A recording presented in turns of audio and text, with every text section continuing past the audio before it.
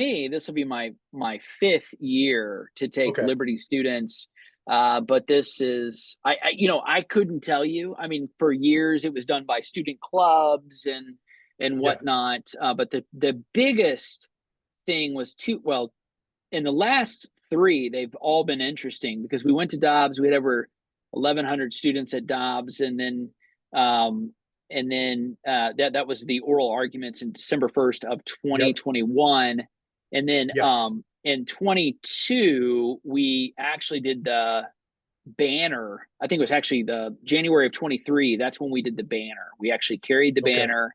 It was after the Dobbs decision. We got invited Yep. to do that, and so but Liberty has really over the past, I will say, due in large Mhm. part to the efforts of the Standing for Freedom Center. That's been a big emphasis Yep. of ours. We're just raising awareness. We really just do believe that this is the touch point for the next generation, that they've got to be involved. And if you can get students to march for life, if you can get them to march for life, you're much more likely to give them to give for the cause of life Mm. and to vote for the cause of life. To stand for it. Yeah. Yeah. Exactly. So it's something that just sort of, it's like doing that mission trip when you're a young teenager or even a college student. That first mission trip really starts to drive things home. Like, this makes sense. Like, we're doing the work, but then we're also sharing the gospel. All of a Yeah. sudden, all of those things sort of converge, and then it becomes crystal clear. This is Mm. what it means to be pro-life, right? Yeah. And Yeah. yeah, it's not a political talking point. Yeah. This Yeah. is a matter of biblical faithfulness, stewardship of the gospel that we've been entrusted with. This is what James calls pure and undefiled religion. Hmm. Caring for the orphan and the widow in their distress. That's what caring for the life of the unborn is really about. Give a little bit of an introduction of what you get to do at Liberty. Like Yeah, so what does Ryan do at Liberty? I wear two hats. I am the vice president of communications and public engagement at Liberty University. I'm also the executive director of the Standing for Freedom Center right here at Liberty University. So, the Standing for Freedom Center is more like the public policy arm, if you will, Hmm. communicating more along the lines of giving a cultural and theological apologetic for how to engage the public square. Yeah. It's more of, you have groups that are writing a lot of white papers. We do that with our Theology of Politics series, but a lot of this is about um, reaching down to the next generation and giving them common sense, practical guides for how to think biblically as Christians about political engagement. Right. Making it make sense. You're going to take 1,000 students from Yeah, Liberty to yeah, this march. Share a little bit about how that all comes about. 1,000, that's not a small, that's a big caravan that you're yeah, taking there. So yeah, how does that come about? yeah. That is a sizable number. There's a lot of logistics that goes into it. But I can tell you the easiest part of my job is actually telling students, hey, it's that time of year again. Registration is open. Registration is now open for this year's March for Life. We would hope for you to, we'd, love for you to come and join us.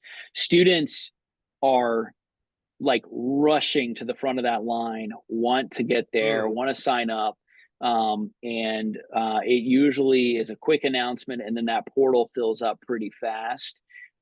We usually have a waiting list that's considerable. So Oh, even though we wow. have slots for 1,000, that basically equates to 20 Greyhound size buses, 20 of those. Yeah. So you go to Union Station in Washington, D.C., and it's lined up with buses. Let me just tell you, the majority of those buses are Liberty buses. We're the largest represented group. It has our logo all on it. And so, Wow. you would think we were coming in like the U.S. Olympic team, and we have more buses than it's just, if a school fills one bus, that's an amazing thing, like a high school or Yeah. a Christian college or a Catholic university. But bringing 20 is extraordinary. There is no other institution that puts that kind of commitment behind Mm, um, the sacredness of human life, mm. the sanctity of human life, and so there's no other Christian college that puts that kind of flag in the ground, that kind of stake. And by the way, we're not, I say that and it sounds like, okay, he's being braggy. I get that. I get that. And part of it is, and I need to be, but the other part is we welcome anyone. Please, like, come join us. We'll march with Yeah. anybody for this cause. And so this is let's outdo one another in showing honor, Mm. and we're happy to have others come and march in front, behind, around, side by side, Yeah. whatever. And so through the years, we've had a number of people who've come and walked with us and carried the sign with us, and Hmm. has taken pictures with our students, and um, have been a part of this march. Kind of explain like what goes on at this march. Like you're going to go there. Yeah, This is your fifth time. What are you looking forward to, and what does a typical march look like?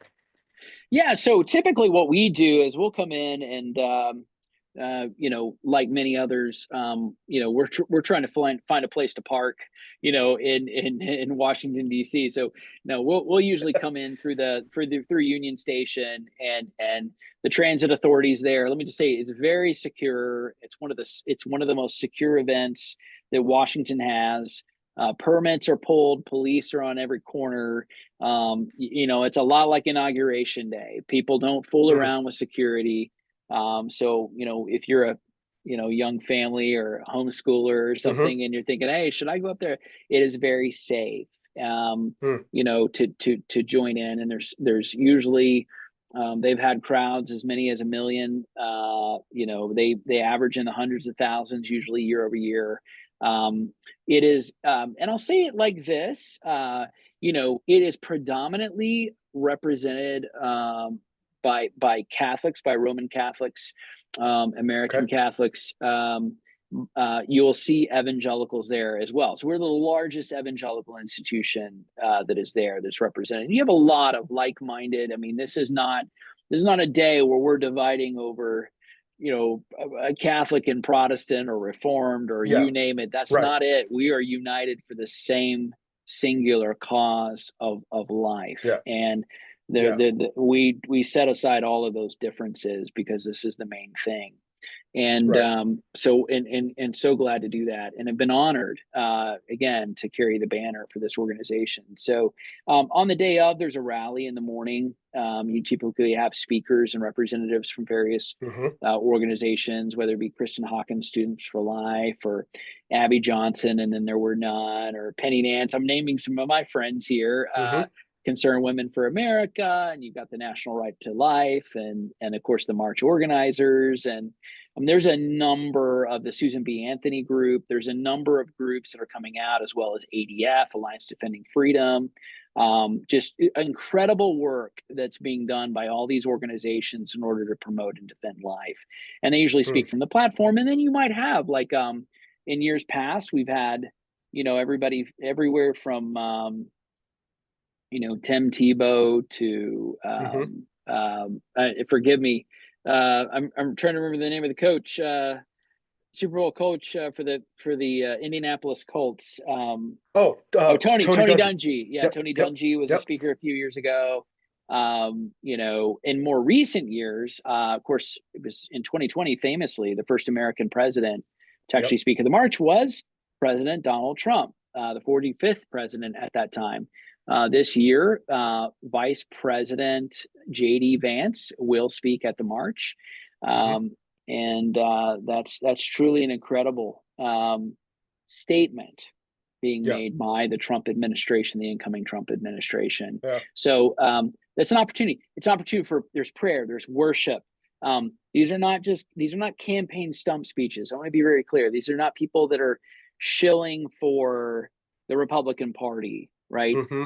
Democrats do show up to this event. They're not many. but they're there. Yeah. Yeah. And anyone, it's come one, come all. Anyone Yeah. of any political stripe can come to this event and are welcome to stand for life. Why is it important to understand that there is more work to be done? So just because Yeah, Roe was overturned, that doesn't mean that we stop.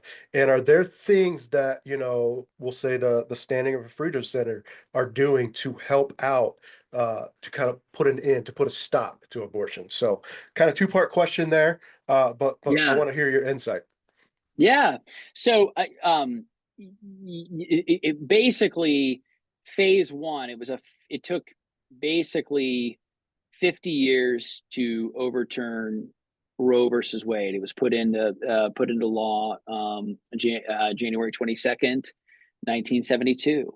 It was done away with June 24th, 2022. So that was 50 years and a few months, and it took to overturn.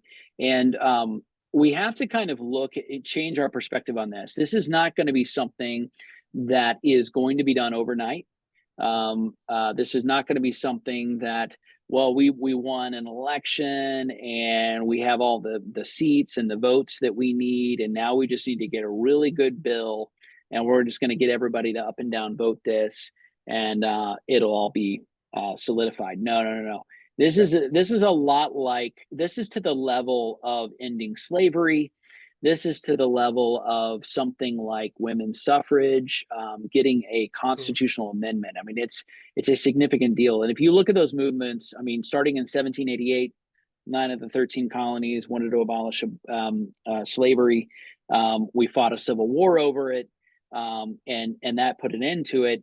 But we were doing civil rights all the way up into the 1960s. I mean, that is a huge part of the America's history and legacy. That's, I mean, if you're doing the math on that, that's 180 years basically in the mhm. making. That is how long that took. Women's suffrage started as early as the 1820s and 1830s. That's when you had the sort of the early writings, the suffragettes and whatnot that were putting that out, and it didn't happen until close to the 1920s under Woodrow Wilson. That the 19th Amendment passed. That's how long of a window it took. And Yeah. when it comes to the pro-life movement, essentially overturning Roe versus Wade was just phase one.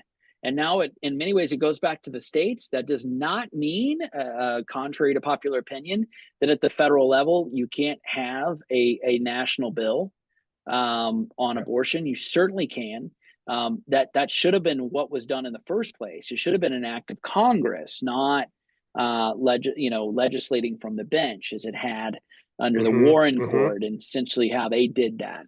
So we are seeing all kinds of challenges all across states. I'm in the Commonwealth of Virginia. We have a ballot measure right now that was in the Senate that's trying to make it constitutional from the moment of conception all the way up to birth, to make abortion legal. And so Mm, our work is cut out for us, mm. simply because there is so much bad messaging on exactly what abortion is, the destruction it causes, the lives it destroys. Obviously, beginning with the life of the preborn baby, but the life of the mother, um, Yeah. and the life of the father. Yeah. There are millions of men who are childless, who did not have an opportunity to speak into the life of their unborn baby, and that choice was taken away from them. They were Mm. robbed of that choice. And so you're talking about 60 million plus, at least what is on record. And I think, Jesse, one of the most startling things, in terms of what the Freedom Center is trying to raise awareness to this stuff. We're not a Yeah. lobbying arm of our institutions. We don't do political lobbying, but we are active and vociferous about drawing attention to these things. One of the most startling things is chemical abortion. 2001, it was probably less than 3 or 4% of Americans knew what chemical abortion was. That's people who were receiving pills, Yeah. and doing these abortions in public restrooms, or doing them even at home or in their bathtub, in their restroom at home. It's truly astonishing. That number has gone from 3 or 4% a year all the way up to more than 65, 66, 67%. And Wow. this is happening nationwide. You might have an abortion ban, let's say, in the state of Texas. And yet there are people illegally mailing these drugs across state lines, Mm, by mail, and people are receiving them, and they're basically, without going into a brick and mortar clinic or a hospital, they're yeah. basically inducing an abortion at home, Yeah. and it's very dangerous and very destructive. And I'll just say this one step further. This is impacting, you know, the baby's body parts. Not to get too graphic, but are going into our wastewater treatment plants. And these drugs are endocrine disruptors, and they're not being filtered out of our water. So our drinking Mm, water literally has fetal remains in them, and these endocrine disruptors from mm. chemical abortion. So people are drinking this stuff. It's Wow. truly dark, truly dark. Wow. How are ways people can be, engaged with the Freedom Center? Like, tell Yeah, us, tell us what to do, where to go, how to be engaged, how they can yeah. partner. Okay, so not to end on a dark note, but in on a positive note, this next generation, I'm very hopeful for, Jesse. They're showing up on time, right at a pivotal moment in our nation. I'm very hopeful for the next generation, a generation that's going to be committed to the truth, and the Mm, unvarnished truth, the truth that hasn't been whitewashed and sanitized by media that constantly lies, or political correctness. And even the political correctness of well-meaning Christians who are afraid of talking about the darker things, mm, for fear of the reactions they might get, or, oh no, they're gonna tune us out, or turn us off. No, the next generation wants authenticity. The next generation wants the unvarnished truth, and I'm so thankful for that. And that's who we're trying to reach, at the Standing for Freedom Center. And so, yes, where to follow, standingforfreedom.com. You can go okay. there. And then also, I mean, we're on Instagram. I think we do have a TikTok channel. I'm actually not on TikTok, but a lot of people are. And so we do have a For TikTok now. for now. For now, we'll see how this goes, for the next 90 days. We're on Twitter and whatnot. You can find our articles, there.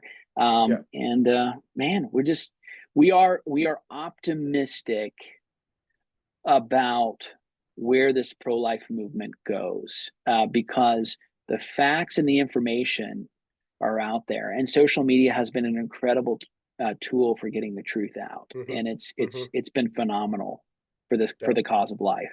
Well, Ryan, I appreciate you. Thank you for taking time really quick. I know that you're heading there soon, tomorrow. Yeah. Uh, man, thank you. Thank you. Thank you. Thank you Likewise, for, brother. yep. Yep. Appreciate you, brother. Thanks for having me on.